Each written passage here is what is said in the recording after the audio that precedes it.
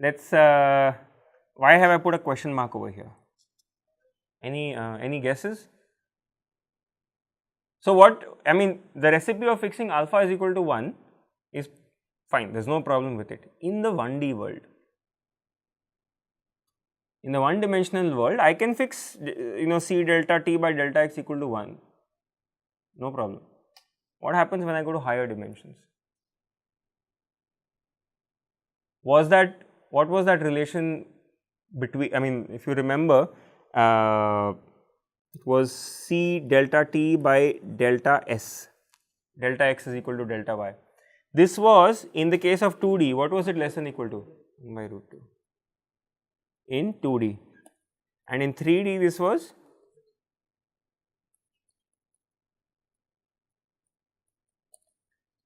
now I can't choose C delta t is equal to delta s because it has to be less than 1. So here can't set C delta t by delta s is equal to 1. Why? Because if I do it, what happens? I won't get a wave like solution only, it's an unstable situation. So then what? Then you have to deal with it. The only fix to it is the second solution, right? And the second solution was by making your discretization final, right? So let's, I mean, that's the same discrete version, right, which we had. So if you look at this equation over here, we started with this wave equation over here. In the case of 2D, what will happen? I will have a second derivative of y also, okay. So this dispersion relation, how do you think it will get modified? If I wanted to write this dispersion relation for, right, exactly. So this dispersion relation will become, using finite difference time domain, I am going to get, so I will write the time term first, sin omega delta t by 2, and I will get 2 terms, right, one from delta x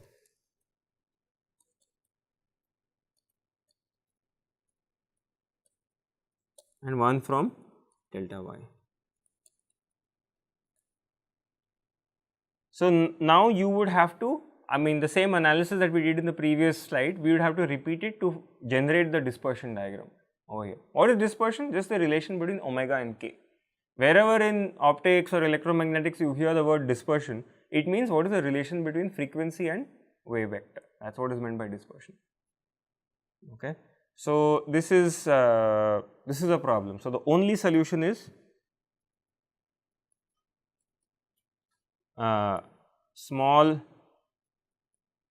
delta x, delta y, delta t. There is no fix to this thing.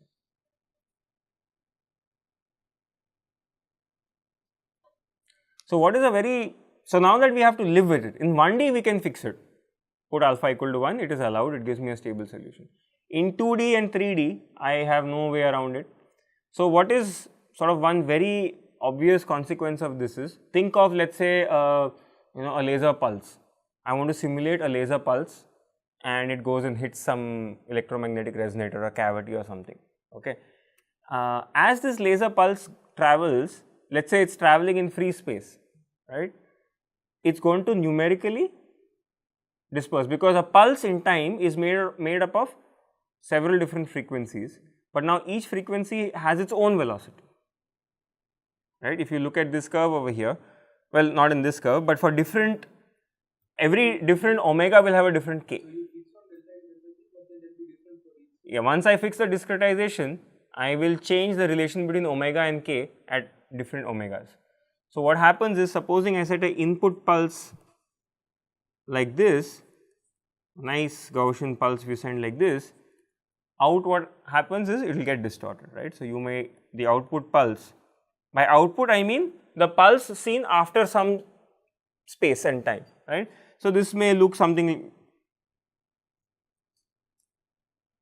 why? Because the constituent frequencies that went up to make that pulse are traveling at different speeds now. If they all traveled at the same speeds, I would get the same pulse, right.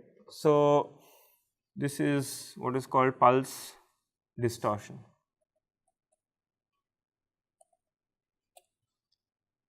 This pulse distortion, for example, will happen in an optical fiber because glass is a dispersive medium. Your optical fiber, glass, every frequency travels at a different speed. So, this anyway happens physically, but if I was simulating free space, this should not happen, but it will happen in FDTD. So, again the way to beat it is only one, small delta t delta x. Okay, so pulse distortion is what happens and it is a given in higher dimensions. There is another thing that you have to live with, and again the solution for that is making delta x delta t small, right. So, imagine a 2D grid like this. I send a wave, I send a pulse like this, it distorts. Now, I send a pulse like this, some other direction, what will happen? Because this discretization is finite, the approximations are now slightly different, right. So, now the wave travels at different speeds depending on which direction it is traveling in the grid. So, this wave and this wave, even if I choose a single frequency, okay, forget pulse, I send a single frequency tone as it is called, it will travel at different speeds here and at different speeds over here. There will be? Say, do not take this to be 45 degrees, take this to be any angle. So, the approximate, I mean because I am using finite differences to approximate the wave equation, it is more or less accurate depending on how well aligned you are with the grid, right. So, this is, so different directions,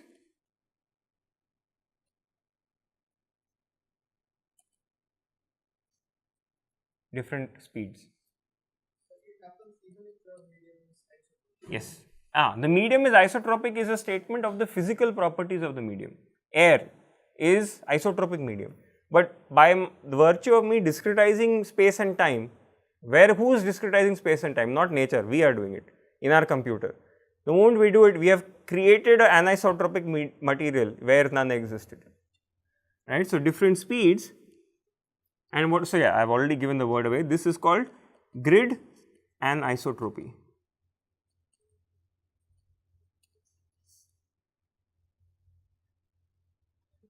So, any real world simulation has all of these errors in it. There is no such thing as a perfect simulation. Perfect simulation happens when delta x, delta y, delta z, delta t is all so tiny, right. So, that is why, I mean one part of real world computational EM is writing your code, okay, very good, but after that you have to benchmark it with known solutions. You take simple thing like this, you write a 2D FDTD code and you think everything is great, then you run a pulse in different directions and you see, oh, it is behaving so differently. Then the next phase is in finding out what are the parameters delta x, delta t or Courant parameter such that the dispersion is acceptable. Let us say it is only 1%, you can live with that. If it is 20%, you can't live with that. So, you keep reducing your, making your discretization finer until you have reached some threshold. So, what can that threshold be? For example, my simulation domain is some fixed amount over here, and as the wave travels from the left to the right, the dispersion effects will grow more and more. As I reach the rightmost, like the two farthest points in the simulation domain, I can fix beforehand and say, okay, the dispersion from these 2 points should be no more than so much. I decide that beforehand. Then once I obtain that, then I do the rest of the simulations with those parameters. So, this actually takes almost as much time as code writing in the first place. Okay.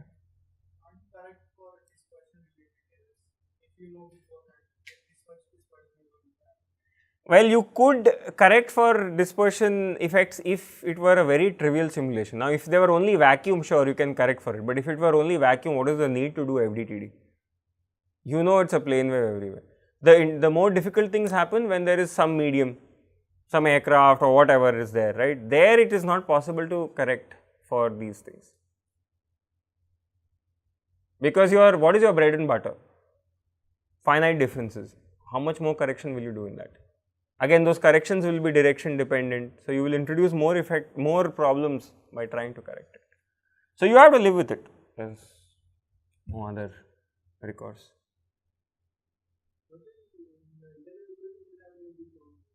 So, integral equations, so it's tempting to look at integral equations and say none of these problems were there, but integral equations we formulated at a single frequency. Yeah, at a single frequency, this problem, I mean, now, so in the integral equation, I'd have to do Fourier transform to look at pulse distortion. Yes, yeah. So that is, yeah, it's a good point. Integral equations are therefore the much more accurate ways of solving computational EM problems. FDTD is like your brute force guy. He gets you the answer after a lot of effort and it's still not so good. Yeah.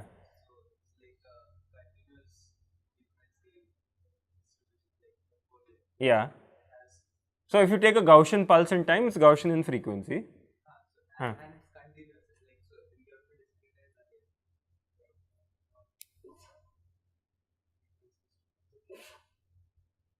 Well, I don't have to worry about that. I've discretized delta x, delta t. Once I set my source, the wave travels. That the update equations take care of.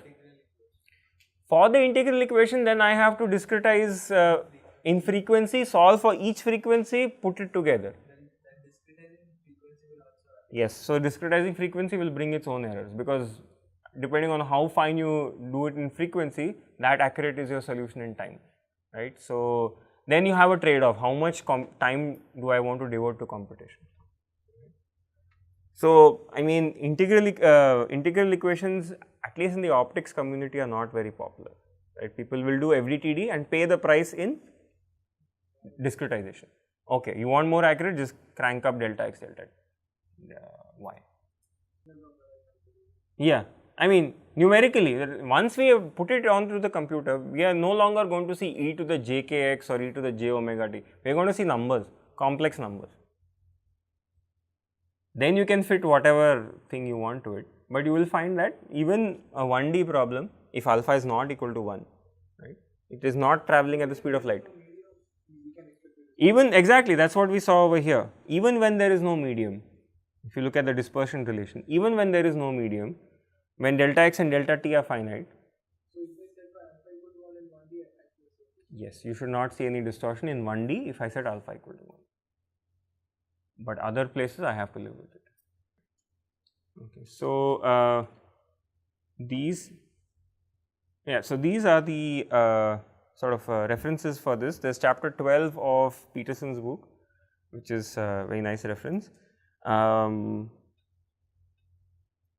is the so-called Bible of FDTD. It's a book by Taflov, which was one of the first few books written. And I found an interview given by Taflov on Maxwell's equations and FDTD. So you can go and read this interview. He talks about, a little bit of history of Maxwell's equations and where he thinks it is going and so on. So do read this. All right.